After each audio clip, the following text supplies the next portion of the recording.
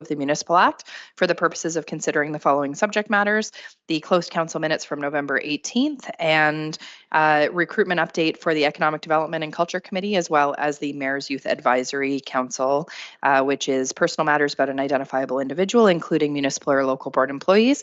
Can I have a motion to go into closed session? Councillor McIntosh and Councillor Sherwood, all in favor? And that is carried unanimously. We are now in closed session.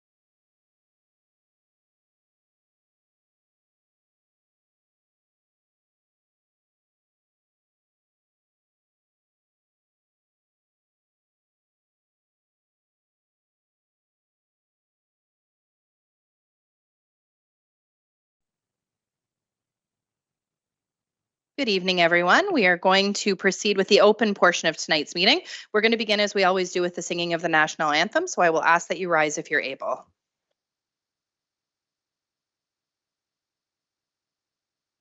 O Canada, our home and native land, true patriot love in all of us command. With glowing hearts we see thee rise, the true north strong and free.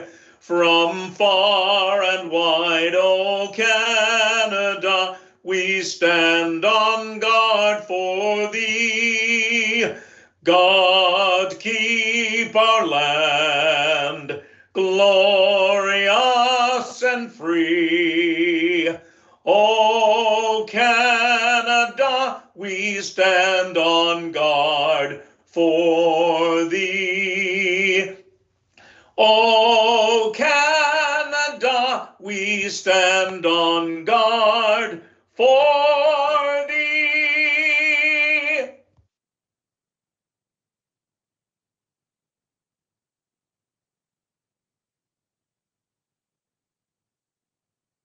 We would like to acknowledge the treaty lands and territory of the Williams Treaty Nations and the Mississaugas of the Credit First Nation.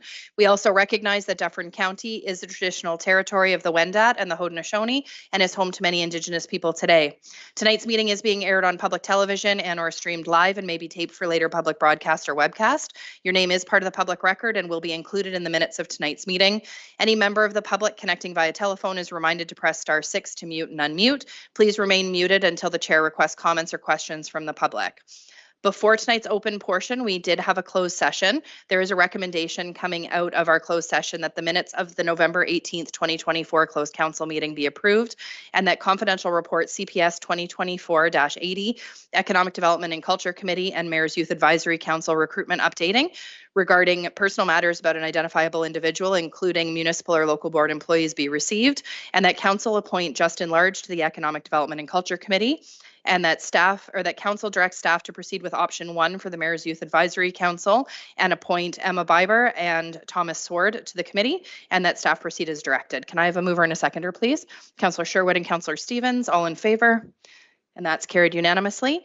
We do have council minutes from November 18th and November 25th, and I need a motion to approve, please.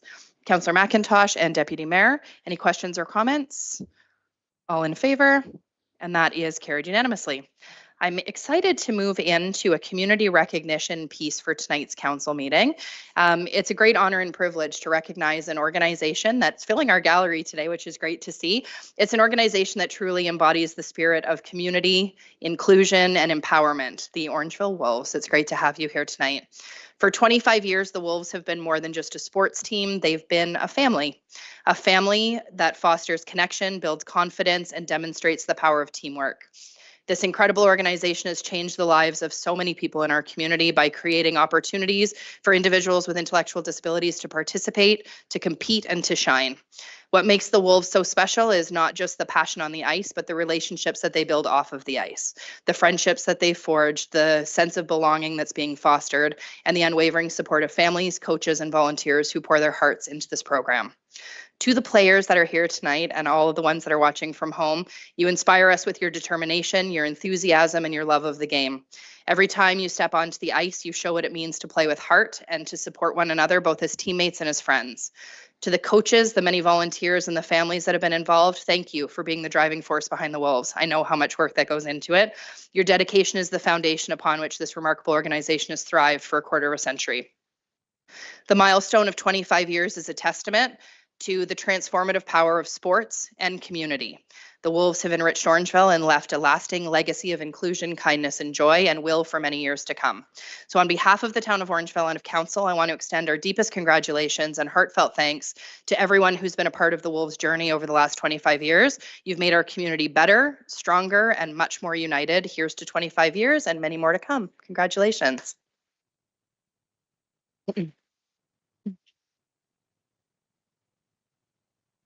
And with that, I would like to invite up to the delegation desk Kevin Stone, who is an executive board member of the Wolves. and has been a part of it right since the beginning. And the mic is on for you, Kevin. Perfect. Thank you, Madam Mayor. Thank you, Council, for having us here. A quick little story I have to tell you about how this all started. There was a guy in Toronto, Pat Flick was his name.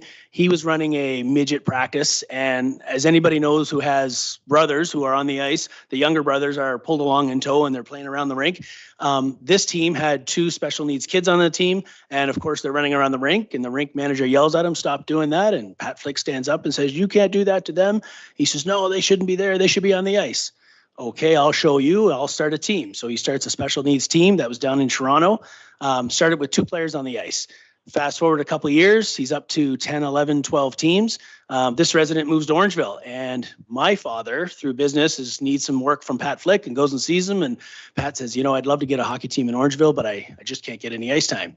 My old man makes a phone call to Ray Hunt. Ray Hunt's like, you know what? This is something that's important. You guys got Sunday morning at 12:30, excuse me. 12:30 we start out. We start with 7 kids. 25 years later, we've got over 100 kids that have come through the program. I remember my father saying, what am I going to do now with a team? He gets a guy like Martin Porteous who comes out and says, here, I can give you a hand. It starts with 1, it goes to 2, it goes to 5, it goes to, hey, how I can help, how I can do this. We run a golf tournament now with 225 participants last year alone. And monies and funds that come in allow us to take these kids and go see different parts of the world. We've had them, there's a international tournament every year. And we've been to London, England. We've been to Albany, New York. We've been to Lake Placid. There's teams from California. Orangeville hosted this tournament in 2010, which was spectacular. Last year, they went down to Boston. And we've got word that in the next 3 years, there's probably going to be a tournament over in Denmark or Sweden. We don't know which one yet. So it's my privilege to bring these kids here to show you guys. And our ask from council is nothing more than your admiration and your congratulations. Thank you. Thank you, Kevin. Did anybody have any comments that they wanted to have? We're good. So I will call a brief recess. We're going to go into the atrium and do a photo with everybody. I've got an official plaque for you as well on behalf of the town. So I'll meet you guys in the atrium.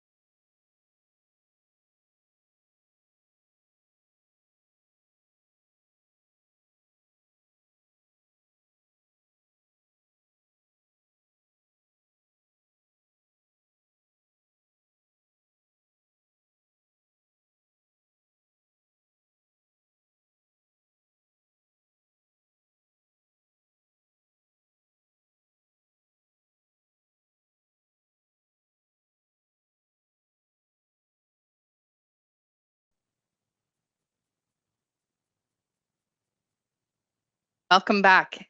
Thank you for your patience with that. That was a really great celebration of a great community organization. We're going to now move into question period. Any member of the public connecting via telephone is reminded to press *6 to mute and unmute, and that they have a maximum of 3 minutes to ask their question. Is there anybody on the line? No? Okay, thank you. David Nairn, go ahead. Name and address for the record. And there you go, it's on. There we go. My name is David Nairn. I live at 1 Park Lane here in Orangeville. It's not a question, just as a comment. I wanted, through you, Your Worship, I wanted to thank all of council and staff for the unbelievable honor that you bestowed on me several weeks ago. When Mayor Post and Councillor Sherwood made the presentation, and some of you were able to attend that. For once in my life, I believe I was absolutely speechless. So Orangeville Council succeeded in the one thing you've always tried to do, which is render me silent. But I just want to thank you. It's humbling and gratifying beyond reason. I also wanted to thank each and every one of you in the room, not just for that personal accolade, because it really reflects on the entire organization, on the whole team, but especially moving into conversations that you're going to be having coming up in the next couple of weeks and time like that, just to remember and the commitment that everyone in this room, staff and council, have made to organizations like the Wolves, cultural organizations in this community that are the bedrock of this community. The thing that makes Orangeville special are groups like the celebration that you just had here, are not just about naming something after somebody, but a whole approach and a philosophy that ensures that our community is safe, is inclusive, is welcoming, and celebrates expression of opinion and of artistic form. Because as you go into your budgetary comments, just think about what the arts and cultural scene brings to this community or to any community in this province. It's quite substantial, and the fact that you continue, all of you, to make an investment in that is making this a much, much richer community on so many levels, not just on the bottom line, but what it means to live here and what it means for people who come here to experience the joy of what this community is. I just want to thank you for that. Thank you. Thank you very much, David. Did anybody have comments or questions? Deputy Mayor? Just really quickly, you're going out the door, and I imagine you'll be back here 40 more times before you leave and you're done. But the impact that you've made on the community has been tremendous, absolutely tremendous. And that line that you just gave, I just wanted to touch on it. What the arts and culture means to our community is completely spot on. I couldn't agree with you more, and the way you articulated that in your simple fashion is exactly the essence of what's important to this town. And the last thing I'd like to say, and a little bit in jest, but I didn't want to name that stage after you, but I did it because I was hoping you would be silent, and you were, and I enjoyed that. I enjoyed that immensely, so it was worth it.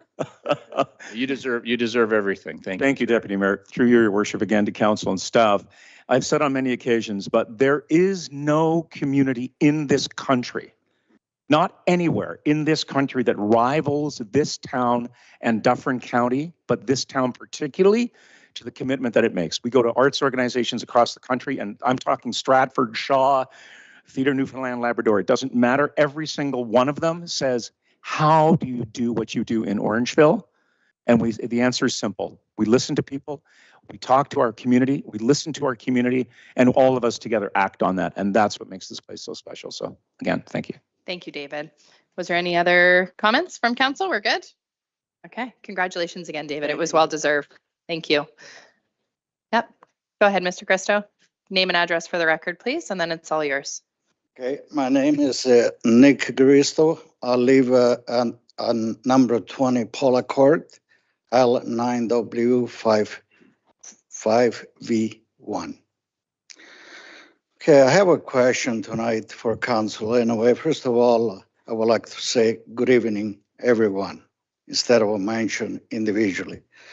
So anyway, my question tonight is, I have read the municipality police by the OPP received their 2025 invoices in October, and most had a significant increase. Now, my question is, what was Orangeville totally percentage increase for OPP policing from 2024 to 2025? We will be talking about that very shortly. If you just want to wait, the budget presentation will be coming up and all of that will be covered under the budget presentation. So we'll take care of it then, Mr. Christo. Thank you. Yeah, the reason I'm asking this because I hear there was a tremendous increases with the OPP. So I feel sorry that we got rid of the Orangeville Police and brought the OPP. Thank you. Was there any other questions from the gallery? Yeah, go ahead. Name and address for the record, and then it's all yours. Yes, thank you, Madam Mayor. Also, David, I'll try to speak half as well as the last one. David Wyman, 2 Amanda Street here in Orangeville. Little bit of a joke. I was tempted on Cyber Monday here to ask if there might be some discount available on this budget that's coming forward. But in all sincerity, given the conversations that I think you're about to lead into over the next couple of weeks, and I'm sure I've been having for many months coming up to now, I just want to thank all of you sincerely. As a relative newcomer to town, moved here about 3 years ago. The leadership that we have here in our public officials really does stand out. And you guys deserve to hear that. You don't get thanked and recognized and acknowledged enough. You get paid a pittance relative to the hours that you put in. And I see that, I know it, and I know that many others do as well, and it's not taken for granted. I know CIO Smith, you spoke a couple of weeks back, I think, about how we attract talent here to town. And I guess that will bring me to my question for you and perhaps a few other of the relative newcomers on your leadership team. I'd love to hear what brought you to Orangeville, because, I think we're pretty lucky to have some phenomenal leaders on our staff team here. And I would strongly suspect that for a public official like yourself, having capable, competent, collaborative, communicative, committed council like this, that would be a pretty attractive place to work. But I'd love to hear from you what might have made the difference. Because it wasn't the taxes, I don't think. Thank you so much, David. That was really kind. I will turn it over to CAO Smith. I will speak very briefly because that was question 6 in my interview. So let me go online here. I would just make a couple of general comments. One is because I have family history in Orangeville. I lived in Orangeville a long time ago. My kids worked for the town growing up. My daughter was baptized at the local church and things like that. So history and understanding the community. And then in my role, one of the most important things people do is they look at the elected officials and they say, hey, is this a group of people that I can work with and are in it for the right reason and are advancing the community? And that was clearly the case. And those 2 factors really led to the decision to apply for the job. Glad you did. Well, thank you to all of you. Hopefully you got some of the hockey gear from those guys for the conversations ahead. But thank you for all you do and good luck for the budget. Thank you, David. That was really kind. Was there any other questions from the gallery tonight? Okay, seeing none, we will move into presentations, petitions, and delegations. We do have 2 registered delegates, and both of them require more than the maximum of 5 minutes. So can I have a mover and a seconder to extend their time? Councillor Andrews and Councillor McIntosh, all in favor? And that is carried. We will start with Quentin Hanchard, the Chief Administrative Officer from Credit Valley Conservation. If you just want to head up, I think the mic is going to be on for you, and your presentation is up.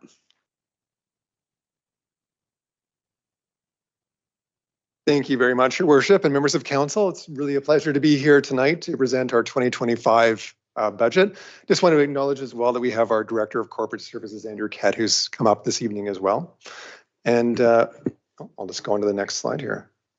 So just in terms of a little bit of an overview, and I know all of you are quite familiar with this, but just again, for context for the watershed, so we have just under 100,000 hectares total area within our jurisdiction and just over 1 million residents within that. And you can see the map of our participating municipalities here. We're really proud to be celebrating 70 years this year. So we were originally formed back in 1954, and we've got that 70-year history. And it really is a history of collaboration with all of our municipal partners. And I take every opportunity I can to say this because everything that we've achieved as an organization is directly a result of the partnerships that we have with you. It's things that we've achieved together over that period of time, and they are significant. And I'm pleased to be able to go over a few of those tonight in my presentation. So just in terms of a couple of things I'll highlight on this slide that's before you here, we're really pleased to have 100% compliance on our service delivery for our planning and permit applications. That is something that we've strived for quite a long time, and we've been able to make that with a lot of, again, cooperation with our municipal partners and with cooperation with the development industry as well. We're also really pleased with the services that our parks provide. And you'll see down at the bottom left-hand corner that we see about 1 million visitors coming to our parks in a year at CBC. And since 1954, that's translated into about 20 million people who have been able to come and enjoy our parks. And we have a large contingent, obviously, of residents within the watershed that regularly do so. So our programs at CBC, we divide into 5 broad service areas, just again to kind of go through some of the details. And I'm going to give you just a little bit of the details of each of those with respect to some of our 2025 budget and some of the projects that we will undertake in 2025. On the natural hazard planning and risk management side, obviously this is core to the business that we do. This is really ensuring that life and property is preserved, and it's one of our core mandate elements. One of the things that we do, you'll see on this slide that we have a network of 59 real-time gauges that we rely upon for flooding. And those are ones that, and I'll just note that our real-time network is available on our website. The public can actually go and have a look at any of those gauges, the ones that are closest to them. We have 2 just on the downstream side here, just outside of Orangeville, and the residents can go onto our website and find what the current conditions are at those gauges at any point in time. And we use those as part of our flood forecasting and warning system. And so in 2025, we have a number of things that we're planning. One is that we need to do a comprehensive update to our regulation mapping. We've had a lot of changes the province has brought about in the last couple of years, and we're now responding to that in terms of our regulation mapping update. We're also looking at, again, providing those tools for the public so they can see the same things that we do, and they have access to more information. So there's a new floodplain map viewer that is going to be produced this year, and again, we'll give the public more information about where those flood hazards exist. And we'll continue to leverage some of the funding from our external partners. And you'll hear me say this a few times tonight, but one of the ways that we're able to do that is the bottom bullet point on the WECI funding. That's funding that we get from the province. We will use some of that money that we're able to get in terms of doing the studies and some of the work that needs to be done at the Island Lake Dam. Obviously, that's one of our closest facilities here.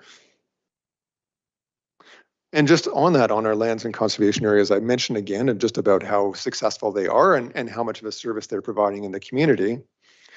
And you can see the nice photo of Island Lake here on the right-hand side. And some of the things that are within our work plan for 2025, we're going to be working on a rapid inventory that allows us to make sure that our conservation areas remain in a good state of repair every year. You can imagine with the number of visitors that we get, that's a big issue for us, is being able to make sure that they are safe and that they're providing the services that our visitors need. And we're also just about to roll out a new conservation areas master strategy. That is our kind of high-level plan of what our conservation areas will be tomorrow and how we plan for them. That's coming forward to our board actually this coming week. And then with that, we actually are doing quite a big servicing upgrade at Island Lake. That is one of the things that was pointed out to us a number of years ago by the province, that we really needed to upgrade our system given the number of visitors that we see. Island Lake is one of our busiest facilities across our jurisdiction. And so that's something that we're pleased to be able to move forward with in 2025. The watershed studies are a big one for us. We did our first one back in 1956, and although there have been several updates along the way, this is really a whole watershed-wide update that we're doing at this point in time, and we're really looking forward to all the information that will bring. One of the real advantages of our watershed plans is it gets information to you so that you can make those decisions that you're making daily with the benefit of a lot of that environmental science that's behind it.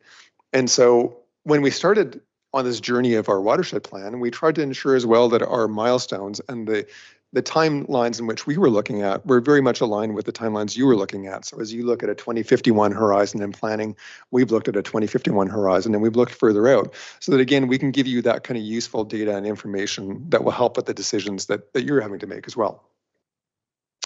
I'll just make one more note on this slide as well. And I mentioned before that we are always looking for those opportunities to leverage external funds. One of the areas we were able to do that was to assist with the town's stormwater and climate change initiatives. And so we did get some funding, $140,000 from RBC. And that's one of the things that, again, we bring that external funding in so we can do some of these collaborative programs and projects. Our environmental resilience is one of our outreach teams. And so we engage about 40,000 residents annually in our programs across the watershed. And some of the things on our radar screen for 2025, we will be working again with the town to make sure we give them information in a timely way. We're very actively working in terms of on the clean water requirements. And you'll see just down at the bottom of that slide, one of the things that we've been able to secure in collaboration with the town is that additional funding coming from the province as part of the work that the town needs to undertake for the water budget update this coming year. Our corporate services section is our enabling services that allows us to do the great work that we do. And so some of the things that our corporate services is working on this year is really around efficiency and making sure that we're working as efficiently and effectively as we can. Some of that is just improving the systems that we rely upon so that they speak to each other really well and that we're able to be as efficient as we can be in our work. So I'm just going to give you a few details in terms of our draft budget. So you'll see here our gross budget for 2025, and the section on the top reflects all the revenue sources, and on the bottom, the expenditures. And the next slide, I'll give you a little bit more detail in a more easy to digest format in terms of where that goes. You'll see that our overall increase for 2025 is 4.1%. And you can see the sources of where the revenue come from on the top, as I mentioned. On the left-hand side, you see the sources of the revenue. And again, our revenue is predominantly from our contributing municipalities, and user fees represent the biggest sources of revenue that we get. And then on the expenditures, personnel is much like most public sector agencies is our biggest expenditure, along with the projects that we choose to undertake together. So in terms of what the budget looks like, we are proud to be able to offer a budget that leverages the watershed-based perspective. So really from all the participating municipalities we have allows us to operate our programs in a very cost-effective way. And you'll see a little bit of a slide of that here, and we have several to come that will give you a little more detail. So this is how the apportionment works. You'll probably recall that every year when we come and give you the presentation, we talk about the modified current value assessment. Those are the numbers that MPAC gives to us and says that this is within the watershed, how the numbers split out for the general or the mandatory services. And you'll see the change on the right-hand side. So by and large, those numbers don't change a lot every year. You can see that Orangeville's has gone down slightly in 2025, and that areas like East Garifraxa have gone up in 2025. So this is what the apportionment looks like by municipality, and you can see the split with the percent change on the right-hand side, and then the actual dollar figures in the column that's second to the right there. You can see for Orangeville, the actual change is $14,000 and $14,044, and a change of 4.3%. And then just in terms of the general levy, so these are the mandatory services that we do. You can get a sense of how that component of our work changes. And again, with the actual dollar figure change and the percentage change in the two right-hand columns. And I'll speak a little bit to the other component of the work that we do together in the shared special levy. And so these are the collaborative projects that we do on a watershed basis, where each of the municipalities is contributing to those collaborative projects and a lot of those will be in education and outreach. Those are the kind of ones that the province, for example, has not currently identified as being mandatory, but ones that are really key to the work that we do together. So in terms of the categories, again, this really reflects where you see category 1 in general, those are the ones that the province by regulation has said are the mandatory services, and category 2 are the ones that we do by partnership and by agreement.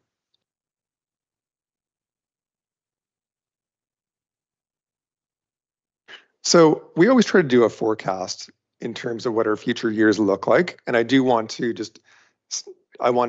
stop for a moment on 2026. And the next slide, I'll give you a little more detail about what's happening in 2026 and why it's showing a spike in 2026. In 2026, we're actually bringing online a new conservation area down on the waterfront in Mississauga.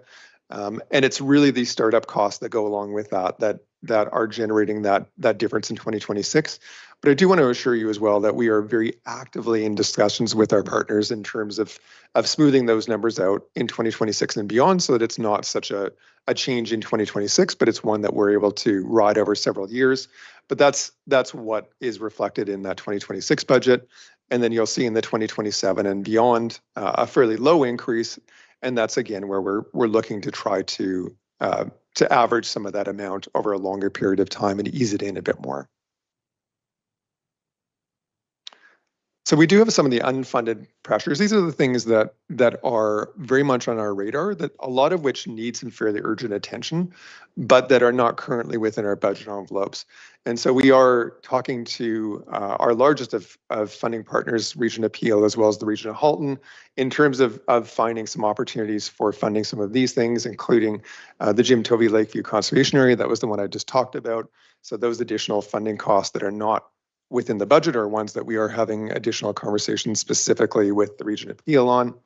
And the Black Creek Subwatershed Study is one for Halton Region. And again, we're having very specific conversations with them about them funding that directly to get that work underway.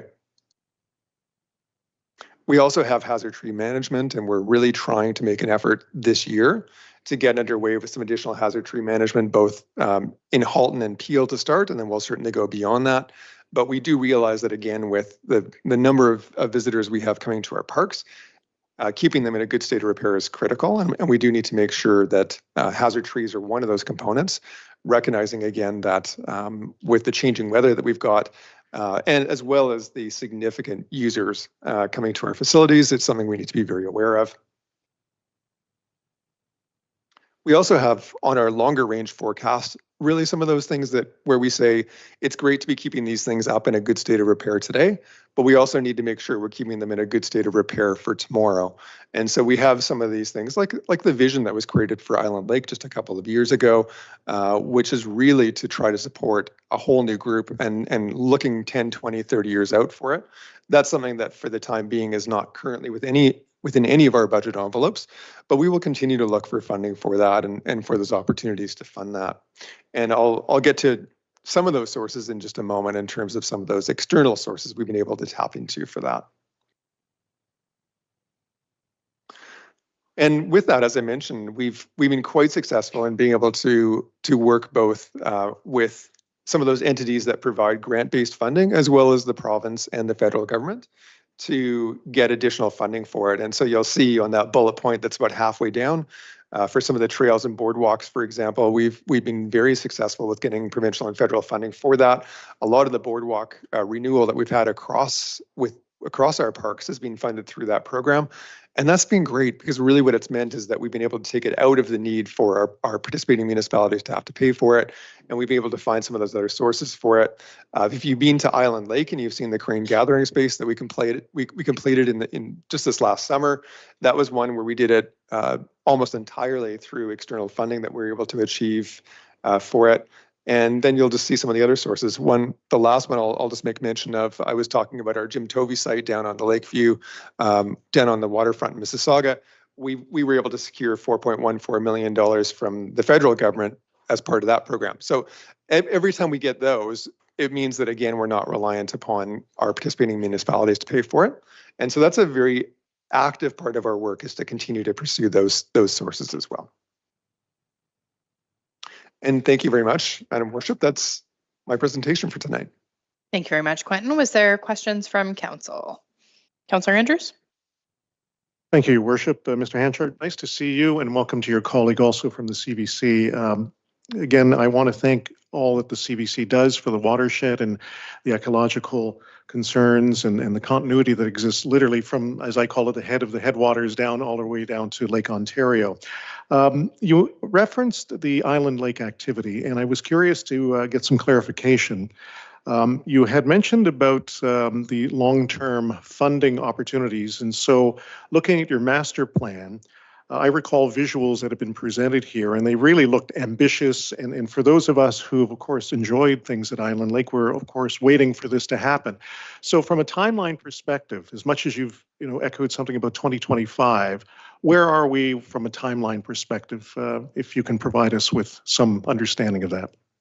Yes, thanks very much through you, Your Worship, to Councillor Andrews. So it's a really great question, and we too are eagerly anticipating those days where we can start to build some of that additional capacity in Island Lake.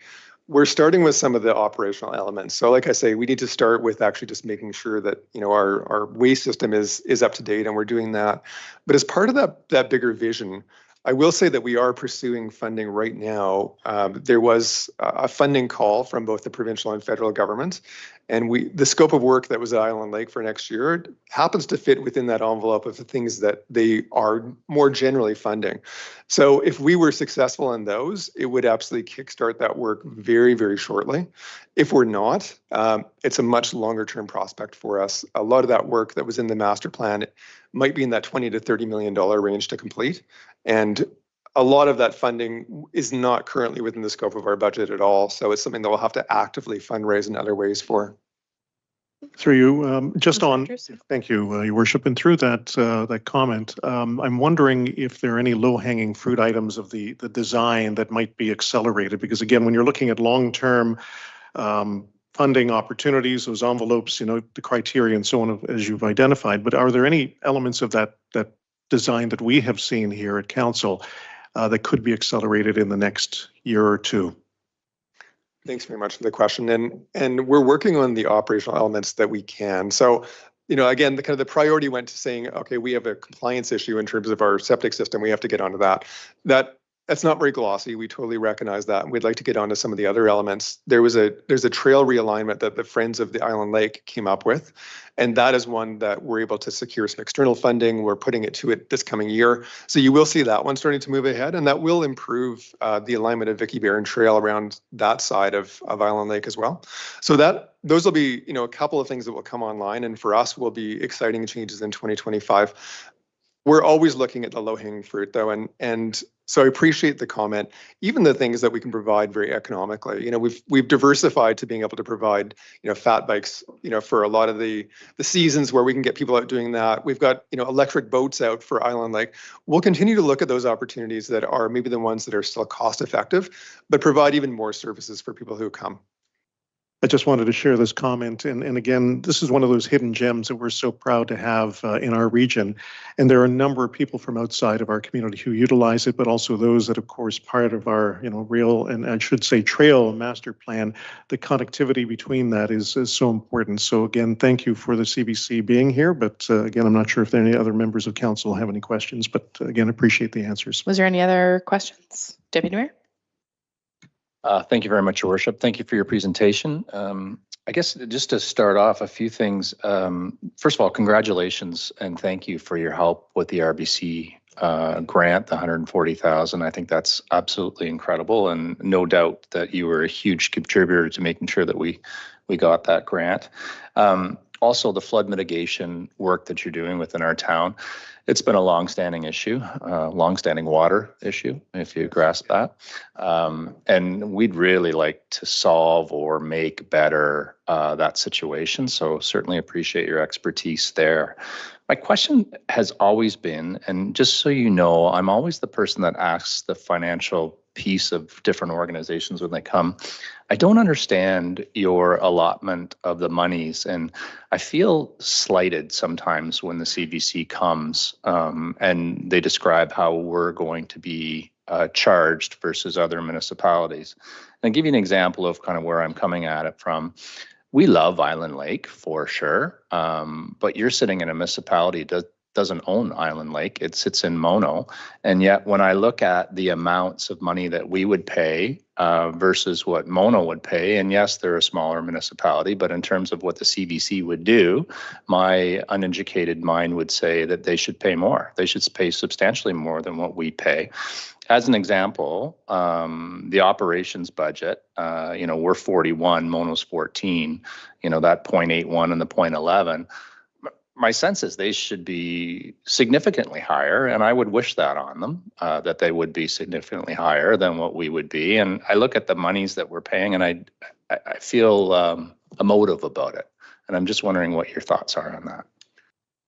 Through your worship, I think I can help a little bit with this. In terms of the parks, the way that the funding works for operation of the parks is it works on that MCVA formula. So where we looked before, and you'll see that the region of PL pays about 91.5%, roughly speaking, of the MCVA.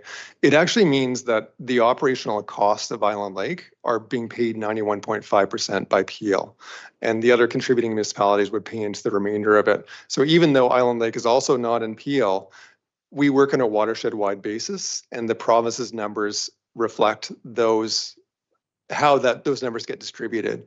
Where we do work with our local municipalities, though, are in areas where I mentioned that there were some unfunded priorities this coming year. So where we're going to Halton, for example, to look for hazard tree management, it's because we have several of our key parks, including Terracotta, that fall within Halton. We have some work to do on hazard trees in Halton. We're going to them directly and saying, can you please help us out with some of that? It goes also to things like how I mentioned on our new waterfront, Jim Tovey Lakeview CA. We're going directly to Peel. It resides within Peel. They've been incredible supporters of the project to this point, but we will go to them directly with a specific ask on that, again, because it's something that's outside of the envelope of what a traditional operating budget would do. But that is the way that basically the operating portion of the parks would go on that modified current value assessment, and any special asks in terms of upgrades and things like that, we'd be going to the local municipality and asking for assistance with that. Gotcha. That seems quite fair, so I appreciate what you're saying. Have you done any work, or could we see work over time of what that budget has done for our municipality versus other municipalities? And I'll tell you where I'm going. My bias is, I feel like I've sat here, this is my 6th year. It's, and I feel like in my unscientific and very poor memory that we would be unjustly treated in terms of percentage increase for your organization. That's my perception. And if it's not, it'd be great if I was wrong, but my perception is that I'm not.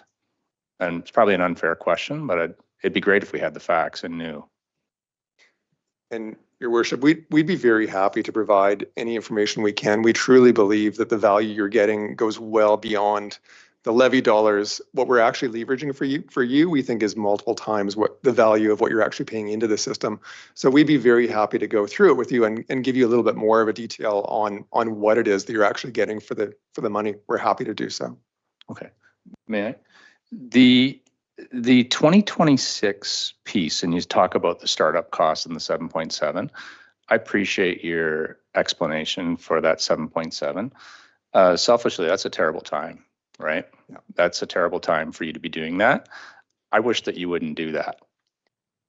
And I'll leave it at that. Like, I don't think that's a good idea. It's a terrible year for you to do that, right? Second to that is when I look at 2027 and 2028, I'm an amateur economist, and I look out and I see what I think the Bank of Canada is doing and what we think that's going to be happening from an inflationary standpoint. At 3%, you're going to be above inflation. We all sit here too. We have our own budgets that we have to do. We're very cognizant of that relationship. It'd be great if you were cognizant of that relationship too, and kind of considered a different number for all 3 of those years.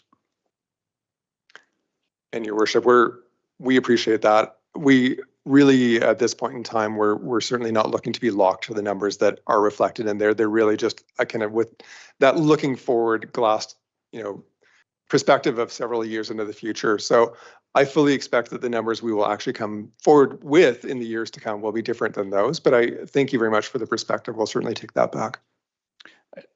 I'd love to hear back. Like, I'd love to. We always say we're going to take it back. I'd love to hear back what you and your committee will do. We're all going to be under tremendous pressure here. We're going to be into a budget here tonight, and it's not fun. So, anything you can do would be appreciated. My next one, Your Worship, Wayne. Candidly, so I'm coming at this from a money side of things, and then I'm ready to stop with the money piece and go into the organization. I would suggest that your organization has got a reputation of being difficult to deal with, right? So when you're running a construction project, you frequently talk about, oh, the CBC, right? And the holdups that happen as we go forward. I'm just curious, what initiatives do you have within your organization that you're doing to make it easier for Joe Blow to deal with your organization and understand what you're saying so that an initiative can go through? As an example, there's a gentleman in town, he's on a watershed on a small river, couldn't build a deck. You know, took a long time with the CBC for that deck. We won't go through the information of that specific, but it can be quite difficult and frustrating for an individual person when they're trying to do something for their property and your organization is perceived to be difficult. Any thoughts on that? Well, I thank you for the question. And I think I would say two things to it. One is that we obviously do look at how we deliver in terms of the timelines. And that was one of the comments on one of the slides. I mentioned the 100% compliance. So the province prescribed timelines for us for our responses, and we can say that we're meeting absolutely all of them, and not only meeting, but exceeding. We also do on a voluntary basis provide surveys going out to all of our users to say, how are we doing and what would you change? I can also tell you that the results from those things have been overwhelmingly supportive of what we've been providing. So we're not, to be honest, we're not seeing that comment. I would love to, we do from time to time see comments coming back from people who are obviously not happy with the response we have to give to them as a regulatory agency. We ultimately have that responsibility. It doesn't always make people happy that they can't build in the locations in which they wish to build, but we certainly can work on the timelines. That is something that is within our realm and something we work very hard to do.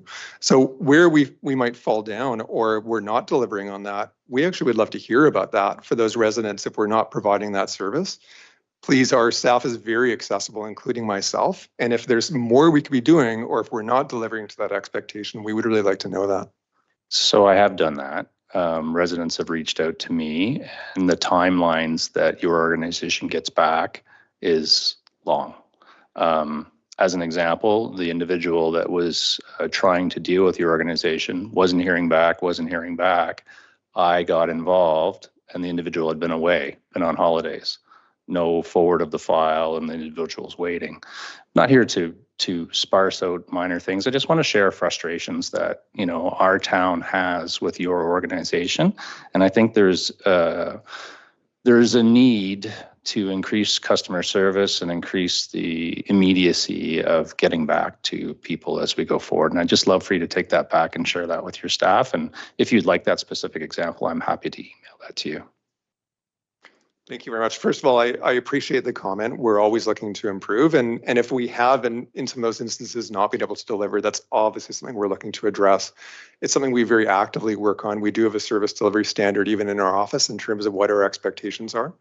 I'll also note the fact that I take calls frequently myself. Anyone who calls me within the watershed, I actually call them back, and I'll call them back within a day.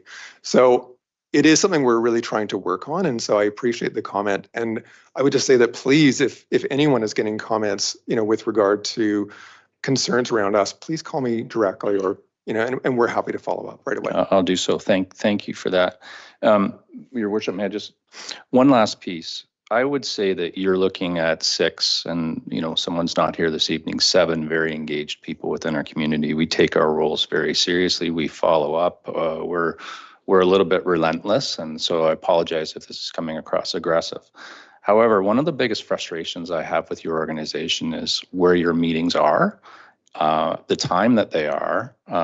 It doesn't allow for our municipality to participate in a way that I think would put us in the best way. My request would be, if you're going to have meetings and you're going to cover such a wide range, a suggestion would be is that you rotate those meetings. They shouldn't be in Mississauga, like if you're, or Peel or wherever they are. If you're trying to get from here to your meetings, it's basically 3/4 of a day for me to do that. I have to drive down there. I'm going to be there for my 3-hour meeting, whatever it is, and then I have to fight the traffic to get back up here. These are part-time jobs. I'm not able to do that. I can't get down there. So we can't represent our municipality with your organization with excellence because of where it is and when it is. So my suggestion is you rotate those meetings. My suggestion is also that you either offer an early morning meeting or you offer a nighttime meeting so that we can participate. Most of us here we have commitments elsewhere and can't make your meeting during the day. So it feels exclusionary, quite frankly, and I wish you'd reconsider that. Your worship, obviously I will take back those comments, and I appreciate the perspective. I know that our board struggles with, we do have a lot of our councillors that obviously are full-time councillors, and it's likely because of that we have the timing that we do, but I appreciate the comment and I'll certainly take that back. Okay, it'd be great to hear from you again on that too. Like, we all talk about taking things back, but I'd love to hear. So if we could, like, if there's some way through email or whatnot that there was something, but I think that's a big detriment for our town, and we're not getting what we need because we can't communicate with you as efficiently as we'd like to. Thank you for the comment. Thank you. Thank you, Worship. Was there any additional questions from members of council? Seeing none, thank you very much for being here tonight, Quentin. We appreciate your time. Take care. Up next, we will invite Cheryl Braun, our treasurer, to table the municipal budget. While Cheryl's getting set up, I'm going to turn it over to CAO Smith, who has a little bit of a budget preamble for us. Yes, thank you very much. And I think the treasurer is asking for, has she got time extension already? Yep. Okay, her clock doesn't start yet. Her clock starts after me. In 2024, our organization has come a long way. We've solidified our senior leadership team, filled key positions, and charted a new path forward while our staff are hard at work each and every day. Council, at the midpoint of your term, have hit your stride a long time ago, and the results from efforts and investments are clearly evident.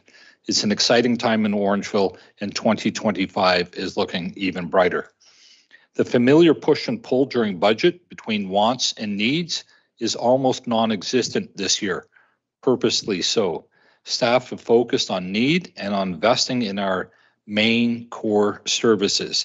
We have ground to make up, and our budget is focused on that. The budget before you, which is being tabled tonight, and then we have 2 meetings next week. The budget before you is both responsible and reasonable, and respectful too, respectful of the taxpayer and of staff trying to fulfill their responsibilities in delivering quality services. Collectively, our team has built a budget that addresses the main priorities, softens the impact of key challenges, and moves us further along to financial and asset sustainability. There is still a long way to go. There's no gamemanship in this budget. We respect our council too much and feel that we have earned your trust as you have ours. Our senior leadership team and extended management team demonstrated collaboration and consensus building. There were no silos during this process. In fact, we recently saw the library board come and speak about being part of the whole. We move ahead together where the needs are greatest.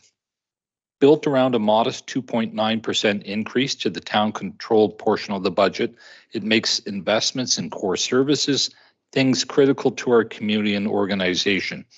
It appears that the overall recommended increase is lower than most of our municipal colleagues, as it was last year.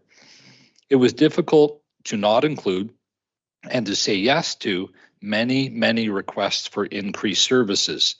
Our team is keen to offer evolving and increased services, but we need to be able to afford them. Quite frankly, the 2.9% was set low as we were comfortable. It was set as low as we were comfortable with, being restrained by the high OPP number. The wealthy barber, David Chilton, the personal finances author, espouses a fundamental tactic: pay yourself first. I reflect on this in terms of municipal government. Sometimes we don't fund ourselves properly because we always seem to be the last ones at the table. That thought has not fully crystallized in my head, but is coming close. We know that Orangeville taxpayers have invested in wonderful capital assets that others outside our community use without paying their fair share.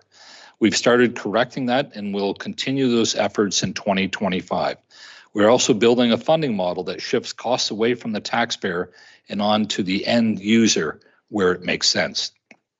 Our thanks to you, Mayor Post, who along with her peers lobbied the provincial government for relief on the OPP bill, which, by the way, the OPP decision is still saving us millions of dollars each year. Although a one-time reduction is appreciated, it is not ideal. We received the notice of the one-time reduction verbally on Friday and in writing over the weekend. We know we should be prepared for paying the full freight in the future. You, Council, will be asked on how you would prefer to use that relief, and although received late in the process, the relief is very welcome. We can always be nimble when receiving provincial dollars.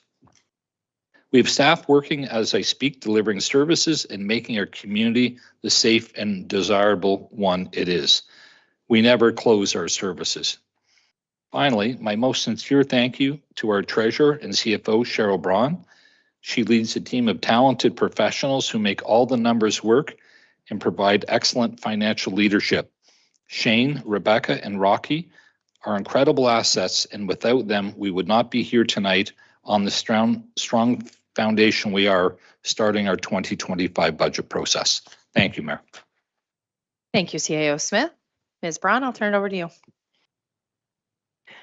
Thank you, Mayor Post. Council and members of the community, on behalf of staff, I'm pleased to formally table the proposed 2025 Town of Orangeville budget this evening. No decisions need to be made today. The purpose of tonight is to share a high-level overview of the proposed 2025 budget. Next week, we will dig deeper into the details of the capital program on December 9th, and on December 10th, we will be reviewing the operating budget in greater detail and concluding that meeting, hopefully, with a final budget approval. Let's see if I can get this.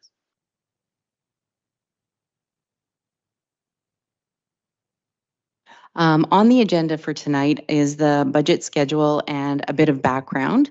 Then we're going to be following that up with a 2025 operating budget overview, and we do have a special segment on the OPP contract to go through. Then we'll be looking at the 10-year capital program at quite a high level, and then we do have some summary of property tax and user rate impacts for council's consideration, and then we do have one slide on next steps.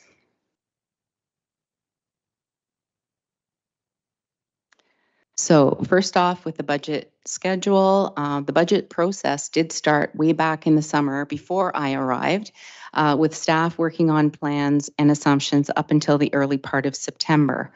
Then for the majority of September, finance staff worked on refining budget estimates and determining a funding plan for the proposed capital program. In October and November, there were further reviews and discussions corporately to finalize the staff proposed 2025 budget, which is being tabled today. So on the agenda for today, we will hear, well, we've already heard the presentation from the Credit Valley Conservation Authority, as well as I will be sharing some details of our 2025 budget. Next week, we are scheduled to do a deeper dive on various aspects of the 10-year capital program, and then also the 2025 operating budget. So this slide was, I think, used last year as well, and it's just a good slide to ground you in what is a municipal budget. And it's essentially a financial plan with estimates of all expenditures, revenues, and resources needed to deliver council-approved service levels over a specified period of time. The goal of the budget process is threefold, really. It's to communicate community needs and priorities. It's to help decision makers make informed choices on the provision of services and capital investments. And it's also to provide opportunities for public input before the budget is adopted by council. So the reality is the outcomes are actually the funding required to meet service delivery expectations of the community, inclusive of inflation, approved for service level changes, one-time adjustments, and the like, net of all other sources of revenue. And so for the property tax side, that's referred to as the levy. And on the user rate side, it's the water and wastewater rates. The consolidated budget is actually a combination of two components. The operating budget includes the day-to-day costs and revenues needed to deliver municipal services that are delivered by the town, including staffing costs, fuel and utilities, maintenance and repair costs, and service contracts, including the OPP delivered policing. The 1-year capital budget and 9-year forecast represent a 10-year planning horizon of investments in town infrastructure needed to deliver town services and grow our community. The combination of these two components is the consolidated budget, and there is a direct relationship between the capital program and the operating budget. While the capital program does focus on investments in infrastructure, when new assets come online, there will need to be additional operating costs added to the budget in order to operate those assets. For example, when we add lane kilometers of roadways, we'll have to add more in terms of the maintenance and winter control costs to maintain those roadways. And additionally, when a capital project is debt funded, there are associated debt servicing costs that need to be added to the operating budget in the future.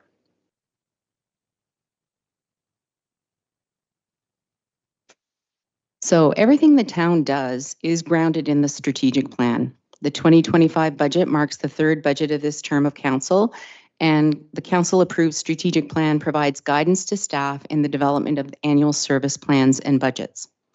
Where appropriate, staff have indicated how each proposed service level change request and new capital project aligns with the strategic plan. This slide, I think, also was used last year, and it is pretty effective in demonstrating the obvious paradox between the 3 main impacts of budgeting in a municipal context: the levels of taxes versus the levels of service versus how we share the physical land space of the community. So, for example, if somebody wants low taxes and low density, that probably means service cuts. If they want more services and low density, that probably means higher taxes. And if they want low taxes and more services, they're going to have to live with more density. I slipped this slide in fairly recently. It is an average property tax bill from 2024, and it is brought here for just additional context. So when we're talking about tax impacts today, we are just focusing on the tax impacts for the town's portion of the property tax bill. It's important to understand that there are 2 other components to the average residential property tax bill: the county portion and the education portion. So when we're talking about tax impacts, we need to bear in mind that tax impacts for the county, education, and town will need to be added together on a weighted average basis to get to the total impact for the average residential property. And just for an example, if we were looking at the 6.6 tax % increase that the town has in their current budget document, we would have to multiply that by 0.62, the 62%, which would then bring the tax impact for the town on the entire tax bill to a little over 4%.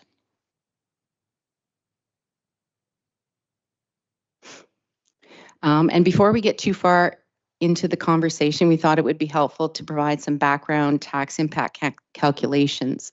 So the table on this slide provides the levy equivalent and tax impacts for each 0.25% incremental change in the property tax levy. So a 1% change in the tax levy is about $419,000. So this is actually a helpful reference point in that if we were to add or remove items to the budget position as it currently stands, we can determine the tax impact of these changes by dividing the dollar value of that add by the value of 1% to get the corresponding tax impact.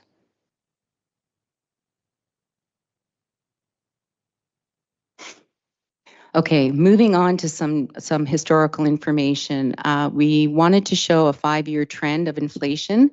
And while the rate of increase in CPI has been slowing in recent months, it's helpful to realize what's been happening over the last 5 years, particularly during 2021 and 2022, where CPI was well above 3%, while tax increases were quite low and hovered around 1%.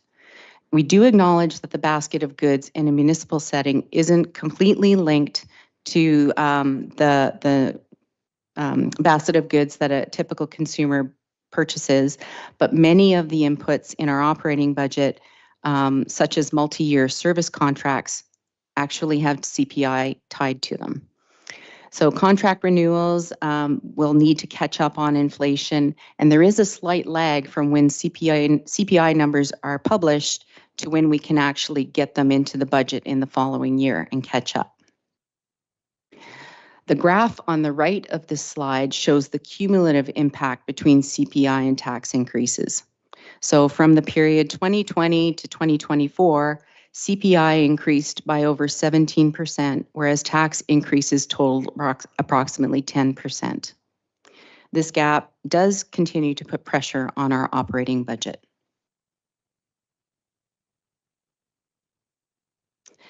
So now, having provided some of that background and context to the process, we'd like to provide you with an overview of the 2025 Town of Orangeville budget, which is being tabled today. The 2025 Town of Orangeville budget document is available on the Budget and Finances page of the town's website. The document opens with our usual information about community profile and is followed by a section for some opening remarks, for which the mayor and CAO comments will be updated once the budget is approved. So for now, there's just some placeholder text in there that kind of looks like Latin until the budget's approved. We've restructured the document a bit in 2025 to show the corporate overview of operating and capital budget with listings of reallocations, one-time items, previously endorsed items, and service level changes. The corporate overview section is followed up with departmental summaries. And as in the past, the last two sections of the main budget document are sections specific for capital funding, namely debt and reserves. And for those of you who are interested in even more detail, all of the divisional budgets are included in the appendix of the budget report. So let's start with operating.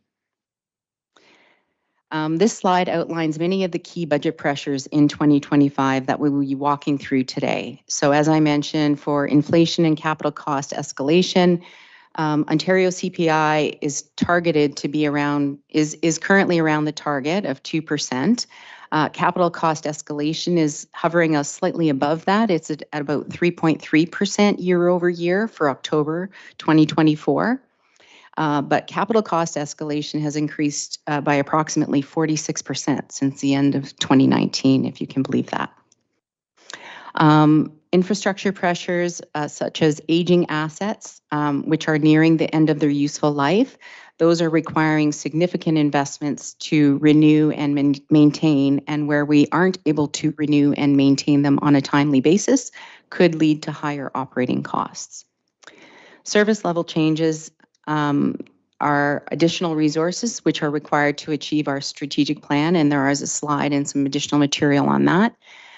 External government funding, we know that it's not really keeping pace with inflation, and new programs are application-based and have no funding certainty.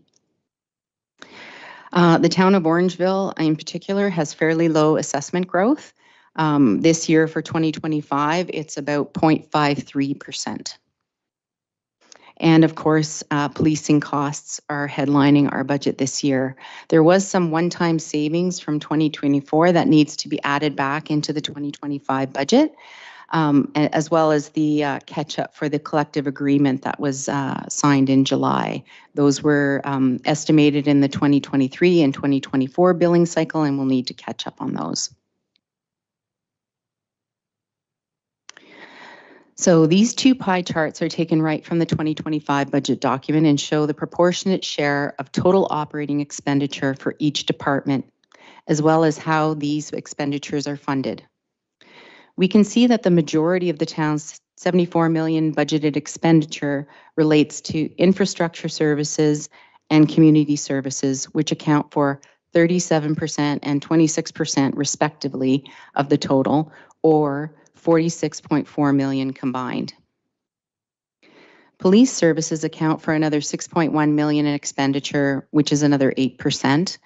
And corporate allocations, which includes funding for our capital, is another 15% or 10.7 million. Administrative oversight costs and council total approximately 3%, and our centralized support services and corporate services accounts for the remaining 11% or $8 million.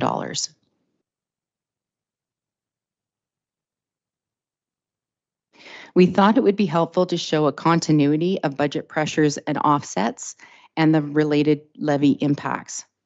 During 2025 budget development, staff reviewed internal allocations of costs between the tax-supported and user rate budgets and determined that more costs, primarily related to oversight, are appropriately allocated to the user rates, which is providing the levy approximately $400,000 in relief. In-year approvals, such as administrative monetary penalty systems, the closure of the visitor center, and the removal of colored crosswalk maintenance, as well as reversals of previous one-time items, are more than offsetting one-time increases being proposed for a health and safety audit, Springbrook Trail repairs, and vehicle maintenance for an aerial truck near its end of life. The base budget has been adjusted by inflationary impacts on general operating expenses, including but not limited to insurance and commodity items such as fuel, natural gas, and hydro, service contracts, the salary market review, cost of living increases for staff, and increased cost of benefits. To support capital that was previously invested in, additional ongoing operating budget is needed for security information and event management monitoring, parking enforcement ticketing system, and the increases for the HVAC system at Alder Recreation Center. During 2024, staff undertook a comprehensive review and consolidation of the town's user fees and charges. The results of this update, including water and wastewater rate increases, have been captured in budgeted revenue estimates. The anticipated debt servicing costs associated with 2024 capital funding needs have been added, as well as adjustments to several capital reserve contributions to ensure that future capital replacements and renewal reflect future costs. Staff have reviewed the 2025 plan needs and are putting forward only the most critical service level change requests that will help the town achieve its strategic plan objectives. Proposed service level changes total approximately $1.1 million, with most of the requests not requiring a staffing complement increase. And we do have a few slides further on in the presentation that will help break down the nature of the service level requests being proposed in 2025. As I previously mentioned, the town's tax rate has increased approximately 10% over the period 2020 to 2024. Over that same period, Ontario CPI has increased by 17.2%, and capital cost escalation has increased much more significantly by over 46%. While these indicators do not match the same basket of goods that are required in the municipal sector to deliver services and infrastructure, generally speaking, the Consumer Price Index will have some correlation to many of the town's operating budget expenditures, and the non-residential building price index includes construction costs that align with the town's capital program. In both cases, it's easy to see that inflation and cost escalation have exceeded tax increases in recent years, and there is building pressure to catch up on funding needs. I won't spend too much time on this slide. It is meant to provide some additional detail about the funding from senior levels of government for different programs. So some funding sources, such as the provincial gas tax, are increasing since they are formula-based, based on ridership and population growth. And the town has invested significantly in transit services in recent years. Funding programs for capital generally fall in one of two categories. They're either allocation-based or application-based. The Canada Community Building Fund, or the former federal gas tax program, provides a sustainable source of funding for a variety of infrastructure, such as roads. Other programs that are application-based do help to offset capital project costs, but are not a predictable source of funding. And developing a funding plan for the capital program that includes application-based programs is a little bit more challenging and risky due to the uncertainty of a successful application. As previously noted, we did review budgeted revenues in 2025 through both the update to the user fees and charges bylaw and consolidation of that bylaw, and also through the rate study for both water and wastewater rates. Both of these were approved by Council on November 18th, and the associated revenue increases have been captured in the 2025 budget estimates. And I will note again that most fee increases are effective January 1st of 2025. Moving on to the service level change requests. In reviewing planned needs, staff looked for opportunities to repurpose positions to areas of higher need, and there were 6 positions identified that could be repurposed rather than added. As a result, there is a smaller number of requests for staffing in the 2025 budget, with a request of 3.3 FTEs for initiatives that have a corporate-wide impact, protect the town's information technology systems and data, provide support for public works, and oversight resources to bring the town's stormwater management infrastructure into a state of good repair. For each service level change that has a staffing increase, staff will be presenting a report that provides more detailed and rationale for the request at the December 10th meeting.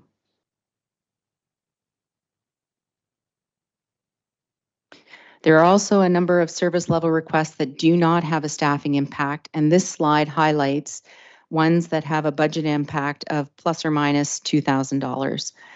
The investment in sidewalk improvements and maintenance, staff training and safety, the makerspace in the library, public communications, vandalism prevention, and repairs are needed to meet community needs and mitigate organizational risks. A full list of service level changes can be found in the budget report on pages 17 and 18. In terms of assessment growth, the town of Orangeville, due to being largely built out to its boundaries and having less space for industrial and commercial development, experiences lower assessment growth than other neighboring municipalities. Over the past 5 years, the town's assessment growth has typically been in the 0.5 to 0.6% range, with 2023 being a bit of an anomaly at approximately 1.3%. And so that 2023 value is really bumping up the 5-year average to about 0.7%. Moving on to the OPP contract. The Ministry of the Solicitor General is responsible for setting the OPP contract with municipal participants. And so in accordance with their billing policies, budget years 2021 to 2023 were billed under a transitional model. And then the formal OPP billing model was implemented for the 2024 billing cycle. The 2024 billing included a 2022 reconciliation credit of about $700,000. And so this was temporary savings that was reflected in the 2024 budget, and so it needs to be added back in 2025. As I previously noted, this past July, the OPP settled a 4-year collective agreement that saw increases of 4.75% in 2023, 4.5% in 2024, 2.75% in each of 2025 and 2026. And for the 2023 and 2024 budget years, a budget provision of only 1% was included in each of the billing years by the province. So the 2025 billing amount reflects a catch-up for prior year estimates as well as the increase for 2025. There are significant increases in OPP services province-wide, and staff have requested that representatives from the OPP present their budgets to Town Council, and we actually have set a tentative date for January 27th. And then as CAO Smith has noted, last Friday on November 29th, the province announced some temporary relief For small and rural municipal participants, staff have confirmation that the amount of the temporary relief will be $1,048,483. So quite significant. There was a question from the member of the public, and people have been asking the question about some of the history of our policing costs. And so this slide is meant to give you that history. So since the town of Orangeville transitioned to an OPP service delivery model, the town is still benefiting from the transition. This slide provides a history of OPP costs since 2021 and projects that what the cost would have been for the town had the town continued with its locally delivered service. So that's that green line way at the top there. We can see that during the transition years, there was very marginal difference between the two delivery models, but we did start seeing significant savings in 2024 and even in 2025, despite the 40% increase for 2025 billing, excluding that one-time relief that was announced last Friday.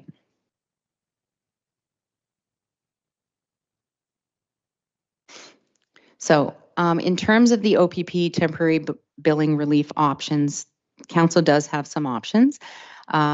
They range from approving the proposed 2025 budget impact and approving the budget as staff is proposing with a 6.6% tax increase and redirecting the savings to a capital reserve, since it is a one-time savings.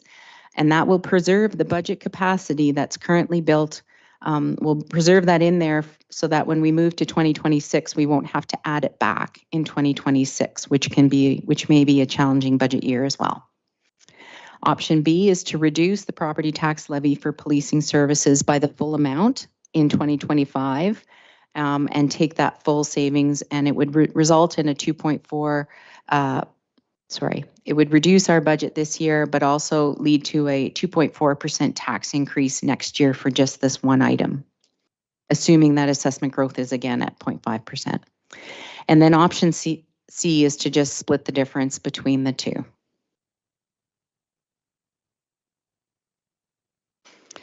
This slide is a bit busy. It was published, so you can take it back with you, but it's meant to show all the data points for the different options. So option A is as staff had presented in the budget with the 6.6 tax percent increase. You'll see that those numbers are consistent. Option B takes the full amount of the relief into the budget, and so that would produce a tax impact of about 4.1% all in. And then option C is kind of splitting the difference, which would produce a tax impact of about 5.3%.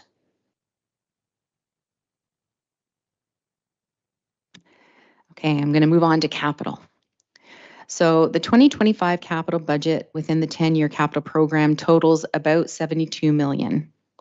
The pie chart on the left shows total expenditure by division, and we can see that public works is a little over a third of the total at $26.7 million, and water and wastewater combined account for another almost 1/3 at $22.2 million. The next largest piece of the pie is fire at $10.2 million, which includes the provision for a portion of the fire hall, which is arguably under review. And then the remaining 11 divisions round out the remaining third of the pie, totaling $13.2 million. Funding for the 2025 capital budget comes from a handful of resources. The property tax levy funds $35.2 million between the reserves and debt financing. User rate reserves and debt fund another $22.8 million, and development charges fund $6.1 million.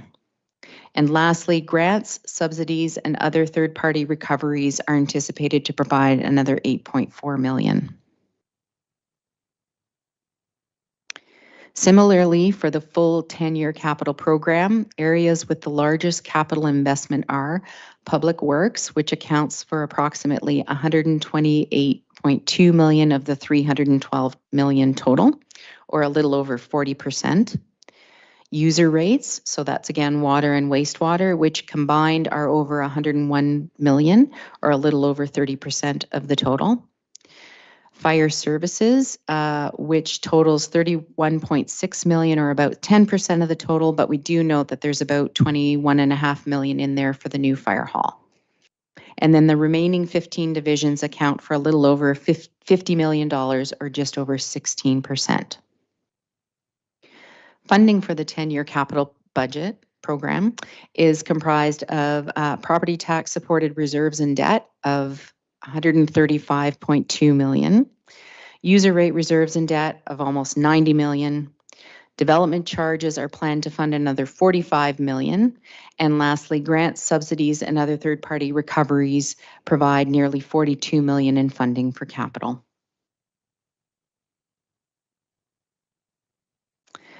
In order to be financially sustainable in the long run, particular attention should be paid to future debt levels. It is, as it currently stands, the 10-year capital program contemplates debt issuances totaling $62 million over the next 5 years. The graph on this slide shows corresponding levels of projected debt outstanding, so that's that dark blue bar, that kind of climb from the 46 million to over 70. And then it also shows debt servicing costs, which are that yellow bar that show the amount of debt servicing costs would have to add to the budget in that particular budget year. And then that orange line is particularly important because it shows the town's annual debt repayment limit, which is prescribed by the province. And it is basically 25% of your own source revenues. So the town's debt servicing costs are currently about 7% of our own source revenues. And this is projected to climb up to about 11% over the next up to 11% over the next 5 years. And, you know, it is still below the 25% limit, but the benchmark is generally somewhere in the range of 10 to 12% for your, AAA credit rated municipalities. So I just wanted to also flag that staff will be working on some debt management policies as part of the integrated long-term financial plan in 2025. And this work will help us put some guidelines in place to ensure the town's able to manage their debt levels strategically over the longer term. Turning a little bit over to reserves, this bar chart illustrates that there is a greater draw on reserves and reserve funds over the next 3 years or so. And this is directly in relation to the levels of investment contemplated over the same time period. So we should note also that although the trend seems to improve after that first 3-year stretch, we know that the planning needs are, a little bit less defined as you go further out in the capital forecast. And so those estimates will probably need to be refined and more funding will need to be added in future years.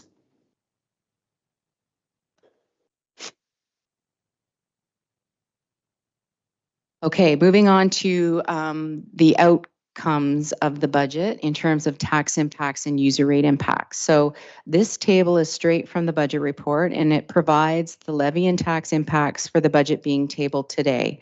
So it excludes the temporary relief. I should make that very clear.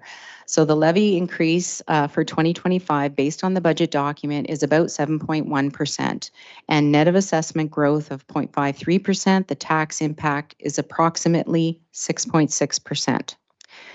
The impact to the average residential property is approximately $222 per year, or $18.51 per month. On the user rate side, the recently completed and approved user rate study approved rate increases of 11.4% for water and 7.9% for wastewater in 2025. The impact on the average residential utility bill is a little over $105 per year, or 10% on the combined water and wastewater bills. So for reference, we've provided the notional cost of water and wastewater services on the average resident, and it works out to a little over $3 a day in 2025 with those increases.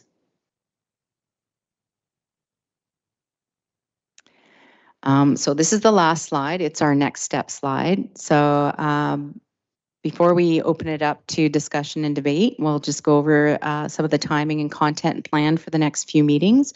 So I think I've mentioned this a couple of times. We're coming back on December 9th to talk about the capital program, and staff will have a report to accompany that presentation. And then on December 10th, we'll be presenting the consolidated budget. There'll be a staff report to accompany that presentation as well. And the report will address what to do with, or have some resolutions or options or alternatives as to what to do with that one-time relief being provided by the province.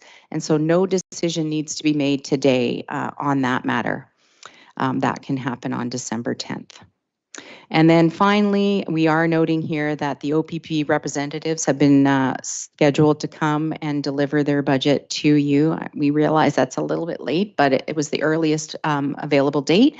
January 27th was the date that we've scheduled them for. So with that, I think I'm turning it back over to you, Mayor Post, for some debate and questions. Thank you very much, Ms. Braun. Before I turn it over to council, I just want to thank you and the finance team for all the hard work that I know has gone in behind the scenes working on this budget document. It hasn't been an easy year, and I know that. And you joined partway through as well. So thank you very much for all the hard work that's gone into it from the finance team, but also all of the staff team. We know how difficult all of this has been, and I know a lot of projects have been shelved for later as a result of the needs that we've had for this year's budget. So thank you for that. And council, before I turn over to you for questions, just as a reminder, we're not going to be talking about individual projects or individual items. We'll save that for next week, but generalized questions, please go ahead. Any questions from council? Councillor Stevens. Thank you, Your Worship. A comment first. Truly disappointed with the OPP date that they are going to come, but enough said about that for now. I do have another comment. You said the aging, our infrastructure is aging out. So I'm looking forward to next week, and I really hope that there is some thought and into, like Tony Rose, for instance, we know we have to either fix it or replace it.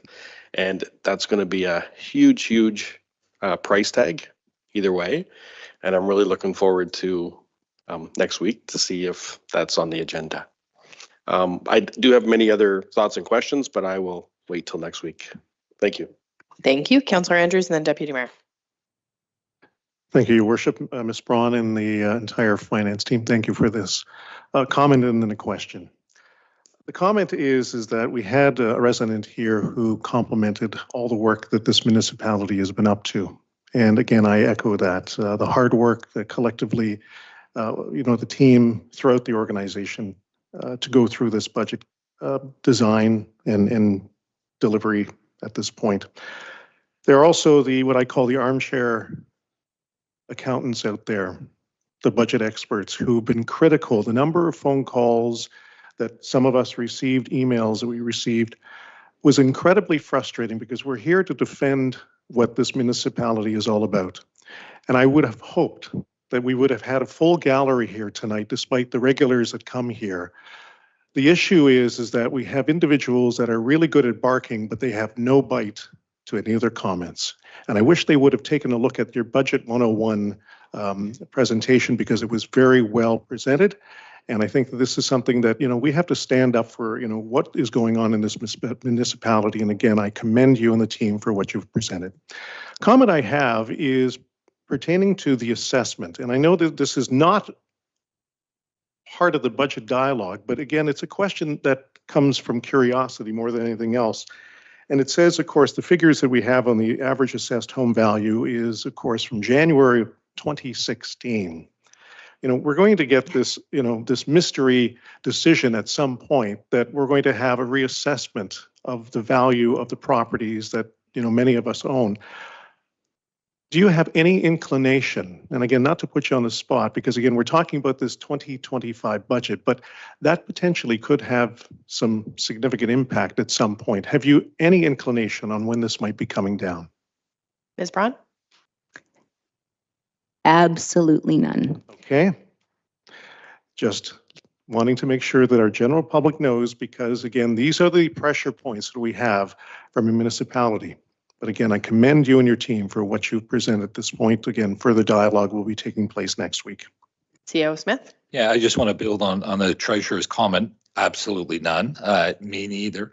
But I did want to clarify, and I know the councillor knows this, member of councillors would know this, but members of the public may not.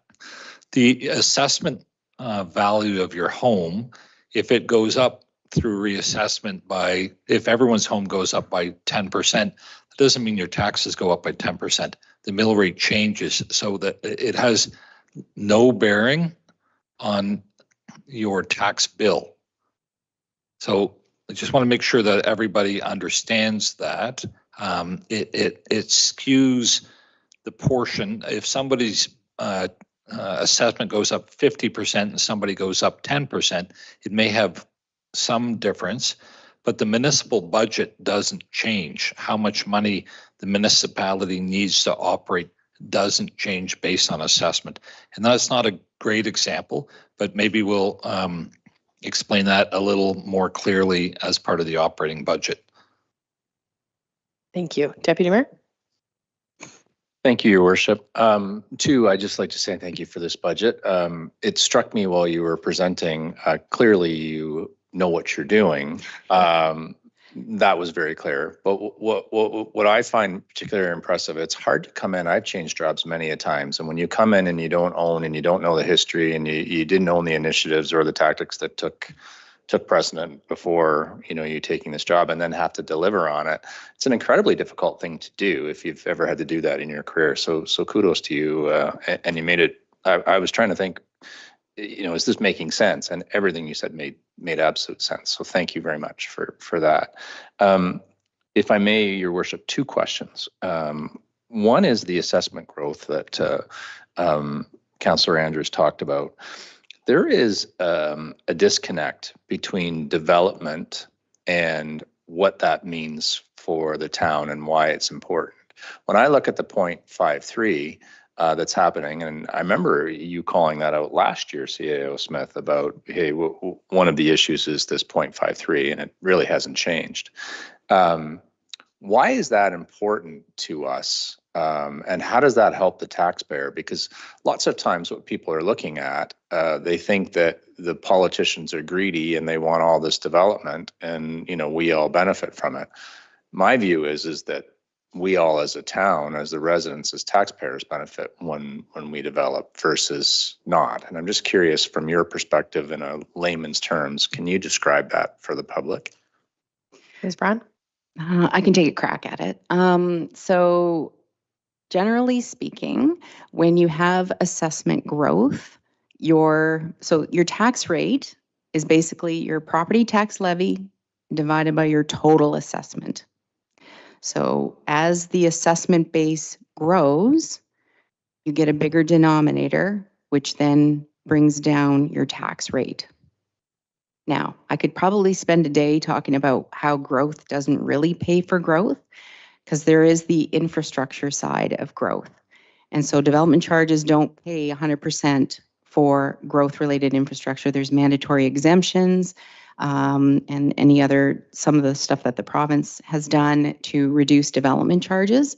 Those are actual capital costs of infrastructure that the municipality has to pay for. And if we don't have development charges for them, it falls to user rates or tax levy to fund the difference. So there, it's not a clear answer I get. So in one respect, growth helps the tax rates come down, but then they can also drive the tax levy up. So there could be an offset too on that side of the equation. Yeah, Deputy Mayor. I'm not sure this will be appropriate. I can feel like CAO Smith is going to slap me. So maybe I'll make the point and we move on for another day. But you mentioned in there about court security, and I was surprised that it's a $200,000 incremental grant is the way I read that. I thought we had that last year, but that's not necessarily my question. I would love, as part of this process, to just understand that court security piece. I know that it is just because of the luck of the draw that we have the Zina Street Courthouse in our town that we essentially have to pay for it, is my understanding. We have to pay for court security. But what's interesting is we are actually not the main benefactor of those court security costs. And I'm not putting you on the hot spot. I'd love to just talk about this as we go through the budget process. And I really feel that Caledon is taking advantage of us. And it would be great to get to the bottom of that and either point it out and have it addressed in future years, because I'm not sure we can do it now, but at the very least point it out and say, hey, you are, and I'm going to make it up, you're 53% of all of the court cases that are up here, or you're 42%, I don't know what the number is, but I know that the majority, and you should be paying that portion of the money, and it's significant. And I think we should have that discussion. And again, it's not a question to you today because I think it's unfair, but a statement. And if we could talk about it as we go through the budget process, I'd be grateful. Okay. If I may, the court security grant that you were referring to, you're right, we have been receiving it, but we had never actually put it in the budget. So we put it in the budget this year. Councillor Sherwood? Yes, Your Worship. Thank you. Through you to the Treasurer. I may have missed it in your presentation, but could you provide me what the average assessment is? I know we're using the 2016 assessment base. We all know that. I was looking at your slide and I may have missed it. Can you tell me what the average residential rate is, assessed value is, please? So it could be it is a very low number, which could seem very misleading. And unless people are going to look at their own tax bills, but the average is $378,800. So for the people out there that have, say, a house at $800,000, if they look at their tax bill, they're probably assessed at a 2000. Well, they are assessed at a 2016 value, Yes. which could be that. It could be a much lower number. Yeah. So those people sitting in those 800,000 homes shouldn't be frightened of these figures they're hearing, thinking that they're going to be double.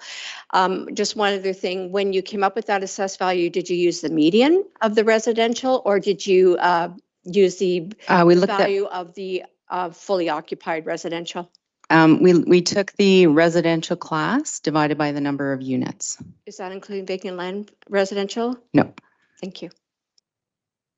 Councillor McIntosh. Thank you very much, and thank you very much for your presentation. Just a quick question for you. I'm hearing from people very uninformed that we found out tonight that we're actually saving, I believe it's around $2 million by having OPP. If we still had Orangeville Police with your graph that you showed us, Mm-hmm. what would the additional tax levy be? It's about $2 million, I think. Ms. Braun? Well, it depends what last year's number was, right? So if we had continued, we basically from 2020, we projected that in 2025, using the 2020 as the base number, that the tax levy would be 9.5 million for locally delivered policing services. So you can compare that. Is that what your question is? Yes, I just wonder what the tax levy, the impact would have been had we stayed with Orangeville Police with that number. Sorry? So it depends, when you say the tax impact, it's from 1 year to the next. So it would have just been whatever the projected number was last year for local. You see what I'm saying? Yeah, how much are we saving?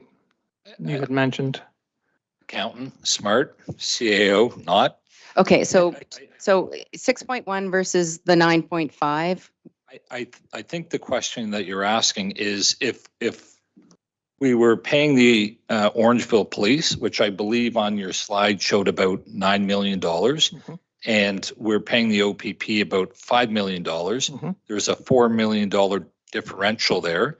And I think that's about a 10% tax increase, tax difference. So yeah. But smart. So it's a $3.5 million difference in 2025. Okay. So it would be a significant tax increase. Well, it wouldn't be the increase like last year. If we had continued, it wouldn't have been noticeably. Okay. We wouldn't have seen the savings from last year. Correct. But we have people coming to council saying that we're paying more for OPP, which We is are not not. correct. We are No, not. So No. very uninformed. Thank you very much. Thank you, Councillor McIntosh. Councillor Sherwood? Yes, my last question, Your Worship, through you to the treasurer. So pre-OPP, I believe that the policing costs were about 20% of our budget.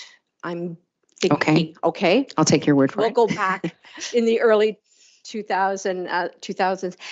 What percentage is the policing cost on our budget now? Did I see 9% or? I'm looking at my colleague, Rebecca, who is madly doing some math. So I'll just keep talking while she's looking Sure. at that. So I'm thinking when we think back and we used to see the graph of, where the policing costs were on our individual tax bills.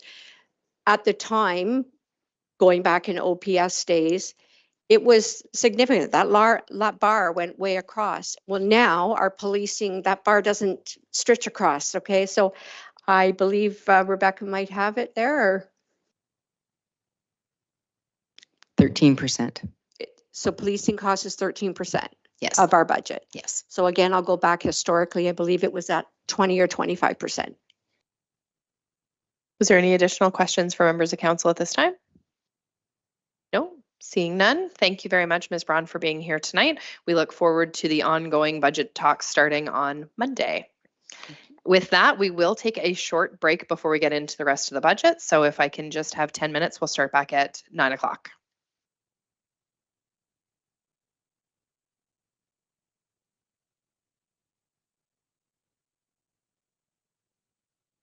No, you can't.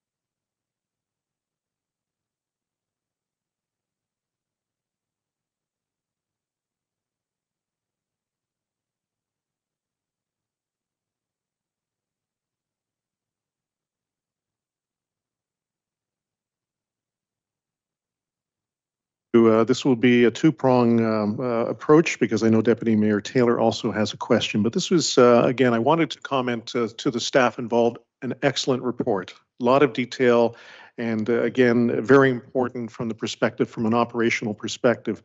Where I'm going with this, in our last term of council, there was the discussion of smart cities.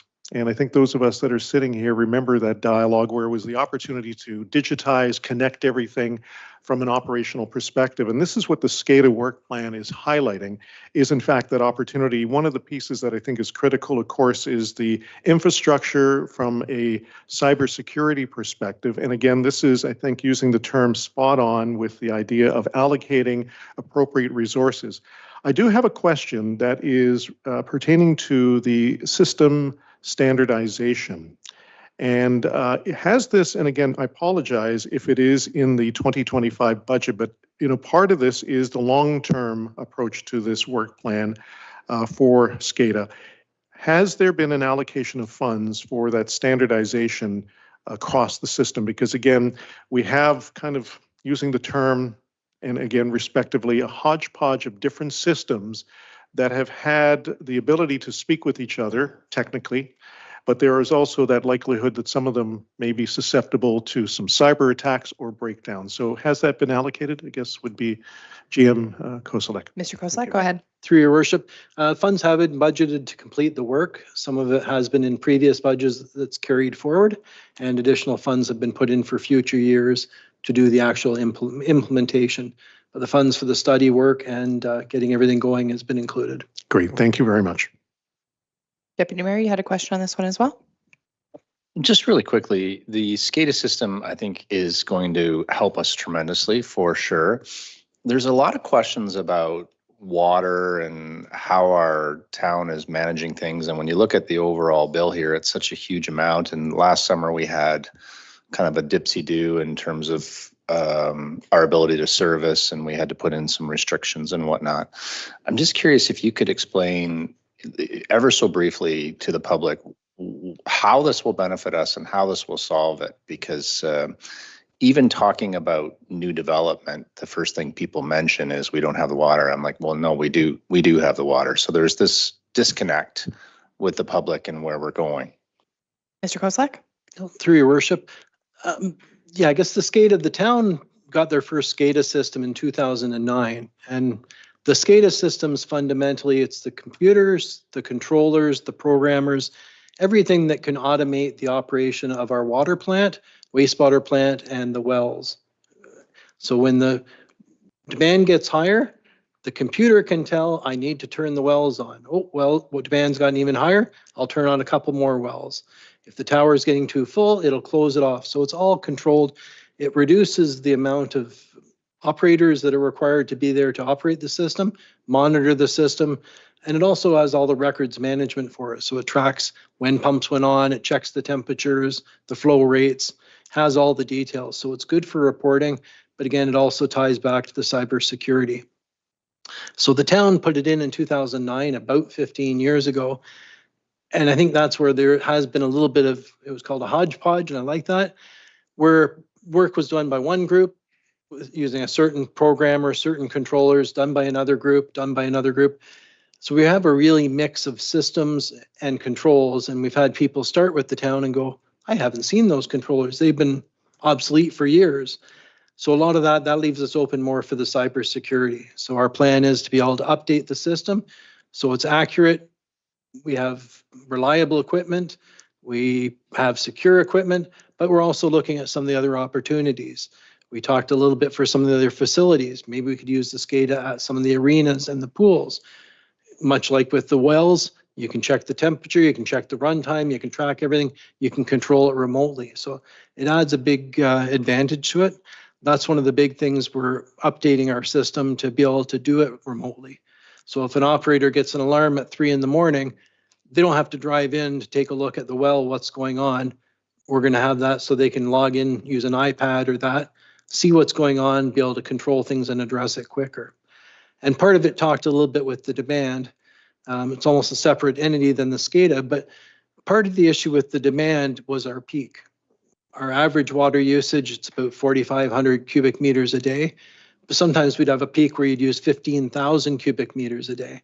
And those are the times we were having issues with supply. So the typical supply, not an issue to meet current demands and even with some growth, but it's when you have those really big peaks. And that's where we found some of the summertime peaks with the watering were high. But we're also looking for new developments to have an allocation policy.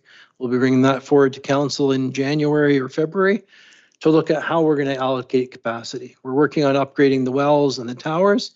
It'll probably take 3 to 5 years before we get all those completed. But in the interim, we want to make sure we have a policy where it's fair, it's transparent, and we're allocating capacity for new developments. Deputy Mayor, any follow-up? You're good? Was there any other questions on the SCADA report? I just wanted to make commentary, and I said it to CAO Smith earlier when we were doing our agenda review. I really, really appreciated this report. I read it 4 times. A lot of it was way over my head, so I had to read it a few times just to make sure I understood it all. But it was so comprehensive and it was so well laid out that by the end of it, I felt like I was a bit of a SCADA master. So I just appreciate that. So thank you for putting that together. The recommendation in the report is that report INS 2024-53, the Supervisory Control and Data Acquisition SCADA Master Plan, be received, and that the draft SCADA Master Plan is attached to report INS 2024-53 be endorsed, and that staff be directed to proceed with finalizing the SCADA Master Plan and report back to Council for approval. Can I have a mover and a seconder? Councillor McIntosh and Deputy Mayor, all in favor? And that is carried. Was there any notices of motion submitted prior to meeting? I don't see any. Any notices of motion here tonight from anybody? Nope, seeing none. We will move into announcements then. Councillor Andrews? Yes, I just wanted to take a moment to thank a few people. Last Tuesday, and I understand this is almost a week ago, but last Tuesday, our Economic Development and Culture Department, through, of course, the assistance of our Planning and Building Department, provided over 80 realtors some updates on projects, but also, of course, the building code changes in 2025, as well as an explanation to ARUs, which is the, of course, additional residential units. To my point earlier on one of the items that was on the consent agenda, this is just an example of the town reaching out to our business community, and one that was very successful and complementary too as well. So I think that this is just a reflection of the things that are happening in 2025. And again, I want to thank the staff that were involved, including Katrina Lemire, as well as Becky Ewald, who were part of that delivery. Thank you, Councillor Andrews. Councillor McIntosh? Thank you, Worship. I just wanted to mention that this Wednesday at 11:30 is the seniors lunch at the Tony Rose Arena. It's been sold out for about a month, I believe. So we're not advertising it, but just reminding people. Thank you. Deputy Mayor? Thank you, Your Worship. I guess I'd just like to thank council and town staff for all of the work that they did in helping with Christmas in the Park. The support for that event is tremendous. I really think that the things that we do in our community, sometimes you wonder where you are. It's Shangri-La sometimes, this little town that we live in, and the projects that we do, they're huge for a small town and they're amazing for a small town. You think about all the great things that we've done. We've done the tree lighting. Now I'm going to have thank you, the Santa Claus Parade. I was going to have a brain cramp, and then we cap it off with Christmas in the Park. And I just wanted to shout out to my fellow optimists what a great job they did. And in particular, we did recognize Dennis Cox in the past, but this gentleman is an absolutely incredible contributor to our town, and we wouldn't have that if it wasn't for him. You wouldn't believe how many hours this gentleman puts in. So anyway, kudos to everybody. Thank you, council. Thank you, staff. And thank you to the Optimists for such a great event. The park looks amazing. Yes. Any other announcements? No.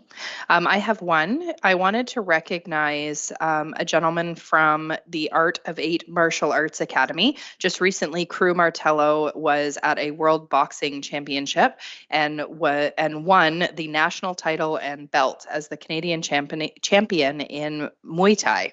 So another excellent example of sports leadership in our community, and just congratulations, Crew Martello, on your big win and bringing the championship belt back to Orangeville. That's fantastic. I also wanted to give a little plug out to Theatre Orangeville. We do have Sleeping Beauty, A Fairy's Tale, which is playing right now, and it is fantastic. I went and saw it last week. It's very funny. It's made for everybody, and it's running until December 21st. So get your tickets if you haven't already. Any other announcements? Seeing none, we will move into bylaws. The recommendation is that all bylaws for the current council meeting listed under item 18 bylaws be read 3 times and finally passed. 18.1 is a bylaw to authorize the entering into and execution of a fiber optic agreement extension with Upper Grand District School Board for the purpose of providing broadband internet service to various board sites. And 18.2 is the confirmatory bylaw to confirm the proceedings of the Council of the Corporation of the Town of Orangeville at its closed and regular council meetings held tonight, December 2nd. Can I have a mover and a seconder? Councillor Andrews and Councillor Stevens, all in favor? And that is carried unanimously. A reminder that our next budget meetings are December 9th and 10th, beginning at 7 p.m. And I'll just need a motion to adjourn. Councillor McIntosh and Councillor Sherwood, all in favor?